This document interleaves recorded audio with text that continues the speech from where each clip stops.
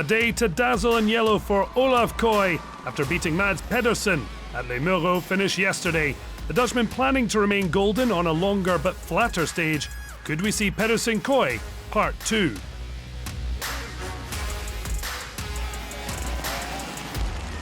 Yeah, as you say, it's a completely different sprint, so the plan is to try to win.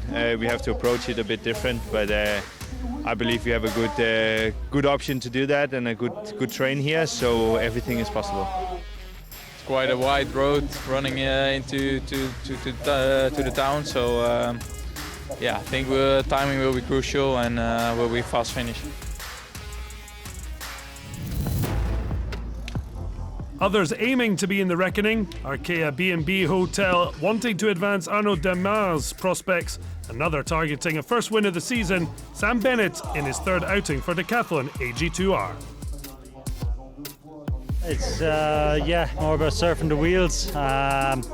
It's going to be more chaotic. I'd say more sprinters, so it's going to be a difficult one. So what did you say to your teammate? What to do? What to avoid? They're experienced enough, and you know, with Ollie and Dries, it's our first race together, so we need to get a feel for how we move, what our capacities are as a unit, and then afterwards we can make more detailed plan. But now it's more open and reacting, you know, just using our experience.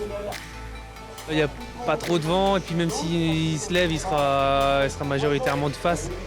Donc non, je pense que ça risque d'être calme quand même aujourd'hui. Bah, les pièges, ça va être surtout de ne pas se dévoiler trop tôt et puis voilà, pas non plus être enfermé par la suite. Donc voilà, avoir le bon timing, je pense que c'est ça le piège. Ouais. The main concern ahead of the start didn't materialise. No great winds threatening to cut the peloton apart on the route to Martingy. That pointed towards a relatively easy 179-kilometre ride, especially after the peloton passed the two Category 3 climbs after the depart from Yvelines and through Essonnes. Quitting the Paris region finally, en route to Loiret, as the teams would begin to turn their full attention to the inevitable bunch sprint. Attempts made, but the peloton regrouping each time. No one in a rush, the average speed 35 kilometres an hour. The only ruffle came in the battle for the King of the Mountain points. Jonas Rusch strengthening his position, but Mathieu Bourgadeau took maximum points at the summit of Côte de Villeconin. Meanwhile, Olav Koy targeting another stage success and maybe even another day in yellow. Despite the jolly to Martingy, it wasn't plain sailing for all. C'est un peloton, plusieurs coureurs à terre. The peloton finally feeling the need for some speed as the final 50 kilometres raised the stakes, especially with bonus sprint points on offer as they approached Puiseux. Mads Pedersen in pursuit, but he had company, points and seconds setting up a fierce battle. The final lead out from Mads Pedersen, and Skelmus, who's got a great shot at taking some bonus seconds here.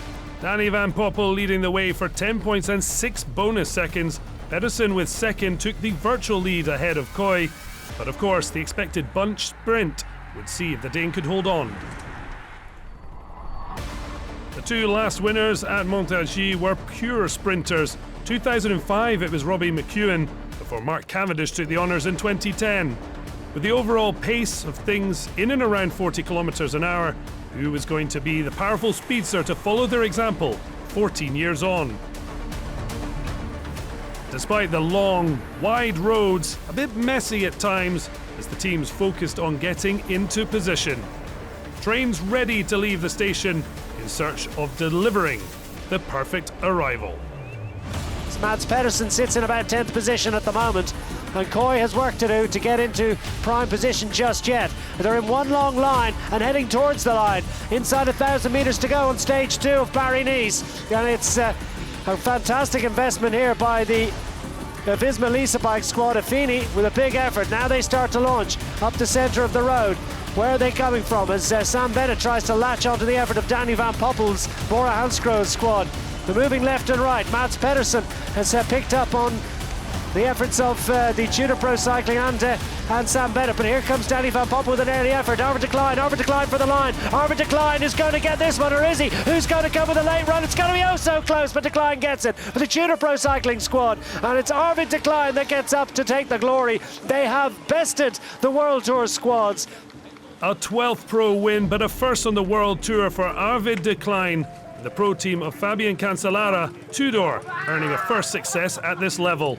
A team effort with former world champion Matteo Trentin helping to launch the Dutchman to victory. 29-year-old de Klein powering to new heights with the biggest win of his career. I think I've been close a couple of times, and I was chasing a World Tour victory. And yeah, it's nice to grab it like this. It was an incredible job. Rather than one of the bigger names in the pack, it's double Dutch after 2 stages of Paris-Nice. Klein holding off Lawrence Pithy and Dylan Groenewegen to earn Tudor's first win of 2024. The young Groupama FDJ Kiwi sandwiched on the podium, but consistency paying off as Pithy took over the overall lead. Successive podiums earning the bonus seconds needed for the Groupama FDJ rider to don yellow tomorrow. Just as Koy did yesterday, it was 21-year-old Pithy who hogged the jerseys. A 4-point lead built over Pedersen, with Bora's Danny Van Poppel third. Mathieu Burgodeau did his work early to earn the polka dots. Frenchman 2 points on Ruch. And no prizes for guessing the best under-23 rider. Pithy will hand green to Pedersen and his white to Koy. The first major rendezvous of the week tomorrow, the team time trial around Auxerre, will surely see the main protagonists rise to the top.